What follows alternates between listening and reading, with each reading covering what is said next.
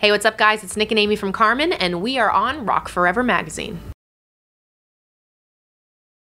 Hey guys, it's Tori from Rock Forever magazine, and I'm here right now with Karmin. How are you guys doing today? Good. How are you, Tori? So excited to be hanging with you guys in Orlando. Is this your first time playing a show here, or how's it going? Heavens no, we love coming here, especially when it's this close to Disney World. Exactly, you're basically in Disney World. Yeah. So have you been checking out the sites at all? How are you liking it?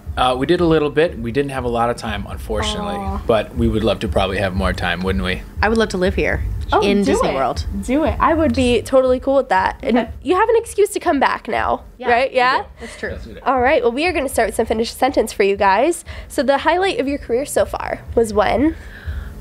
We met Kanye West. Whoa. For me, when we met Paul McCartney. Both crazy. Like, how did that happen?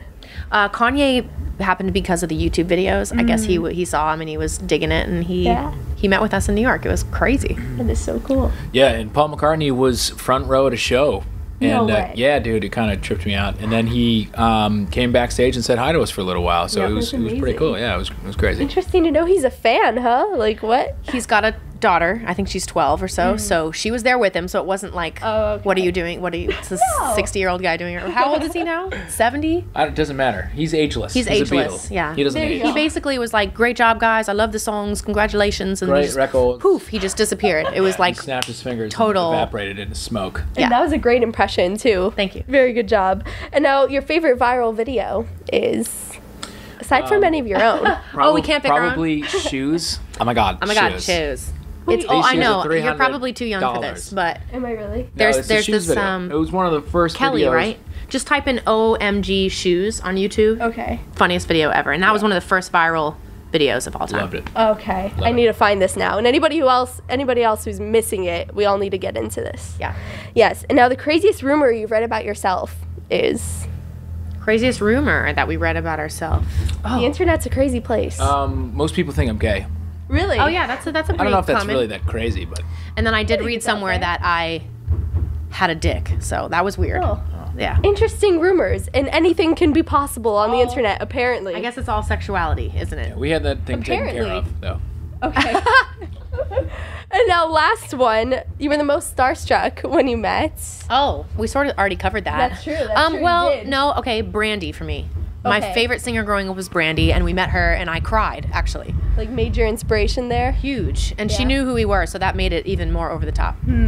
And you would agree with that, or do you have another one? Starstruck? Paul McCartney Paul, for me, yeah. for sure. I don't know what tops that. That's insane. That's it. And we got to talk about your music a little bit. Pulses is out now. Thank God. Big deal. It was a long time coming, wasn't it? Work in progress for a while. Honey, Yeah. it took so long. And, you know... Honey, let We're me on a tell record you label, about the and it's process like here. always so difficult when you've got a record label telling you. I'm gonna need a stick of butter. No, It all worked out, though. It worked out. We had the best music we've ever made. I mean, this is the most Karmin. We're so proud of it. The whole thing, front, top to bottom. Well, that's a good sign. It was a lot of work, but it paid off in the end, yeah? We think so. Yeah. So far, we'll see.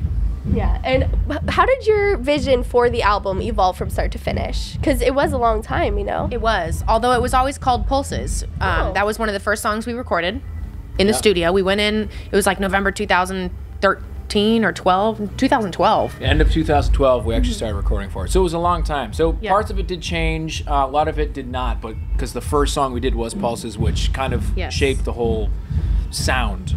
We wanted to make sure we had more of Nick singing on this record, so it felt like a duo, like a band. It's not just Amy, you know. Yeah. And then we had the live show in mind, so I can't wait for you to see the show. Pulses is one of the best songs I think live, and it feels like a rock show. It's not as much of like a Katy Perry show as like a No Doubt show. Oh, I love that. I love that. And, you know, I think a lot of artists have an expectation of what it's like to be on a record label and, you know, work with, you know, the top people in the music industry. So how was it for you guys compared to how you might have imagined it or thought it would be? Because I know that what did play a major role in why the album took so long. Delays, yeah. It's Sure. It's a little of everything. I think you know, even if you go in with like the best guy in the world or the #1 hit maker or whatever it is, it all kind of depends on if you guys connect or if you know what you make works. I mean, there's sometimes you can go in with no names or, you know, like no names, people who not everybody knows, and you make absolute magic. And other people, sometimes you go in with a big name and it won't do anything. So it all depends. Yeah. But did you guys enjoy it? I mean, how did they influence you? Yes, we've learned so much, and the Pulse's theme of the album is about the ups and downs, so we've learned a ton, whether that's good or bad. You do see the silver lining later, for sure, but I don't know if some of these opportunities would have come about if we hadn't signed with a label. It's true, very true. And I know you were saying there was more of a duo feel on this album, so in what ways were your collaborative processes different on this album compared to, let's say, your previous EP? I think we had way more involvement. More hands-on. Yeah, we were more of the writing and producing end and stuff like that. So first EP, we were sort of like the whole time, like holding on for dear life, and this one we were like, okay, this is what we're doing. So a little different vibe. And was it a conscious effort to have more vocals from both of you more evened out, or did it just happen organically? No, it was a conscious effort. It was. We had to make sure kind of that was the rule. It's so weird. It's like we didn't really think about it in the past. Like when we picked the name Karmin, we never thought people would think my name was Karmin, which is common. It's totally fine. We love you that you even know the name Karmin, but it's like we had to think really carefully this time, like make sure his voice is on it so people are hearing a duo. Right. I guess it's different. Yeah. And what I love about your sound is you mix so many different genres into your music. On this album you have pop, rap, even some reggae going on. What artists were you listening to that influenced you specifically on this album? Specifically? Pharrell. Yeah. Non-stop Pharrell tracks. Although older Pharrell stuff, older right? Pharrell, probably late 90s, early 2000s. A lot of No Doubt. His collaboration with Gwen, a lot of Timbaland, a lot of Missy Elliott. I love that. It was a lot of hip-hop stuff, but somehow it still ended up with a rock edge in parts. I could totally see those influences, though, on this album. Awesome. Yeah, and what's the story behind the song Neon Love? Ooh. Do you want to know? I picked a heavy one, didn't I? Tori. I think that's one of the good things about writing songs and, like having different people listen to them is it can mean different things to different people. True. So for us, it had a very specific thing, but I sometimes don't like telling exactly what it means so that it doesn't ruin, what... If it means something to somebody else, which might be different for us. But I will say it wasn't about a relationship for us. Really? Which it sounds like it is. Yeah. All right. We're breaking up, is what I'm saying. Oh.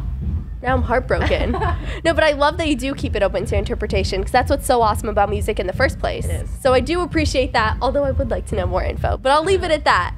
And the Pulse's music video just came out a few weeks ago. How'd you guys come up with the concept for that? I loved the beginning intro there. Thank you. We had George Takei narrate it, and it's kind of like a science We're nerds. feel. We're we're unashamed about it. I'm a huge Trekkie, so getting Sulu in there was amazing. But that was crazy. Kind of the concept is that if you take water or sand or something like that and just put music through it, you can actually see what the music looks like. The vibrations of it. We found a guy in the UK named John that has a Cymoscope laboratory, and he literally took Nick's voice and vibrated it through water. And so the shapes that you're seeing in the Pulses video are what his voice looks like. Wow. It's almost like alien-like. It's really creepy. If you YouTube Cymatics, Cymatics. I am so good at spelling. So good. It's really wild, and so we nerded out big time, and we tried to incorporate the monochromatic colors into it. Yeah. Yeah, I've noticed that in your style lately. Like, I saw an all green outfit, like all purple. I love that you guys are doing that. Thank you. It's really cool. And what was your favorite moment from behind the scenes of filming the video? Favorite behind the scenes moment? Anything destroying the piano. Yeah. Having to do with we that. had this was really a lot of old fun. piano that we could not get it to just be in tune forever, so we destroyed it with a bat. More. In slow motion. Yes. Yeah. It's got to be epic, of course. Yeah. And you guys started on YouTube posting covers, which is so neat because I think you're an inspiration to a lot of other YouTubers out there. And you have now transitioned to releasing your own original music. And I think for a lot of cover artists, that can be a challenge, to not rely on other people's music, but to create your own.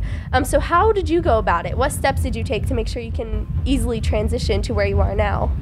That's a good question because we still feel like, we're transitioning. Still working on it. It's an interesting thing because we're maybe one of the first people to do that. So it's kind of some people take you seriously, some people don't. They still think of you just as a novelty YouTube thing. But there are a lot of things. I think we make sure that we play for everyone live and so they can see that this is real and that we are musicians and artists and the whole nine. So it's just a lot of it's just work pretty much. Yes. Yeah. But it is a hurdle sometimes. Yeah, but it's so cool that now you've started from YouTube and now you're here at the House of Blues playing Got it for from all your the fans. bottom now. Yeah. I was waiting for somebody to start that. From YouTube now, the blues. What? I got it. Yeah. But you guys are signed to a major record label now, and I think you have become successful mainstream artists. Thank you. You know, even though you might be in the transitional period, depending on how you look at it. But how has your perspective of the music industry changed throughout this whole evolution? There's a song on the album about it. It's called "What's in It for Me." Yep, that makes sense now. What do I want to say? It's a little bit outdated. The industry is changing, and it's so exciting. Sometimes we think of ourselves as somewhat pioneers because we came from YouTube, and some people don't see it that way, which is cool. But it's so exciting that now we can connect with the fans directly and really control the creative and we can control what we are as artists. Right. And the fans are the reason that we're here, so that's extra special. But the industry is complicated. It's definitely, we had to develop business minds, which was not comfortable. Yeah. And are you really involved in the business side of things? Is that something you're interested in? Or? Unfortunately. Yeah. Yeah, no, we are. It can be tricky for sure. We are, yeah. Although I do nerd out about like marketing. I love reading marketing books. Like there's one called The Tipping Point. That's really amazing. Crossing the Chasm is really good. We're nerdy. No, I love that about you guys, though. Thank you. And you're proud of it, too. You embrace it. And, you know, amidst your rise to stardom, I feel like you guys have stayed true to yourselves through everything, you know? And in an industry where people are really sometimes trying to push you around, how do you, you know, maintain your individuality? That's difficult. You have a lot of people in your ear. That's usually the fight, yeah. Yeah. Because, signing with a label, it opens the doors for a lot of things and Yes. closes them for a lot of other things. Sure. So that's kind of been the compromise Yeah. that we've been dealing with. We often say, like, keep the blinders on, you know? Yeah. That always helps. It's like, just focus on what you're doing. Don't get distracted by anybody else. Yeah. I mean, you've been so successful, you know, doing what you do. So stay Thank true you. to yourselves, everybody. And this is more of a fun question for you guys. What is the best and worst part of working together 24/7? Says the girl with the same pants as me. Yeah. Oh. Today. The best and the worst thing about working together. He just feels left out because he doesn't have the pants. Yeah. I mean, I do. I'm just not wearing them. I mean, you can just go change and come back Just and come then back answer to the me. question. Come back to me.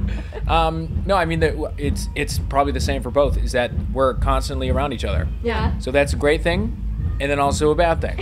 If you have the Pulses album, you'll know that Hate to Love You is about that exact topic. Oh, is it really? We're very About each transparent. Yeah, we just... Yeah, for sure. I mean, if you're, we're in a band, we're dating and all this, the whole nine. So it's constant. We never have a break. We have to have days away from each other. We're like, oh, see you at dinner time. Yeah. It's intense. And what are your plans for right after this tour? You're on this headlining tour right now. What's after this? That's a good question. Probably more touring, more playing, and Amy has a beauty blog coming out called I do. Karminology. Really? I am obsessed with makeup, as I can see you are too. No, I love your makeup and right now. hair. I'm so excited about Thank this. you. It's called Karminology.com, and it's been a labor of love. I forgot how much work it was to start something from scratch. I mean, it's literally like building everything from the bottom. So I'm excited, but it'll be hopefully this summer when it comes out. Hopefully. Fingers crossed now. And it's so neat that you're starting side projects outside of your music. Have you thought of anything that you want to do? I'll probably start a non-profit for no. He actually he did a lot of the production on Pulses, and so he's constantly on his computer, like I'm on producing I'm hot beats. I'm shedding my production right now. Yeah, he is. That's what I'm doing. So maybe you could collaborate with some other artists. Is that something you would do? For sure, absolutely. Yeah. See, Tori's over here giving you ideas. Dude, Tori's We're laying it out. brainstorming right now. And social networking is obviously such a big deal. Where can everybody follow you on Twitter, Facebook, YouTube? Yes, I mean, we always tell people to just search for Karmin. Usually we come up with the little check mark, but it's Karmin Music on Twitter, Karmin Music on Instagram. We've got individuals too. If you're like more interested in Nick or more interested in me, obviously you want to follow me more than him, but I'm kidding. No bias here, clearly. Well, thank you guys so much. Thank you for hanging out. And everybody watching, make sure you check out Karmin's album Pulses. It's amazing. Subscribe to our channel for more interviews as well, and I'll see you next time. Bye.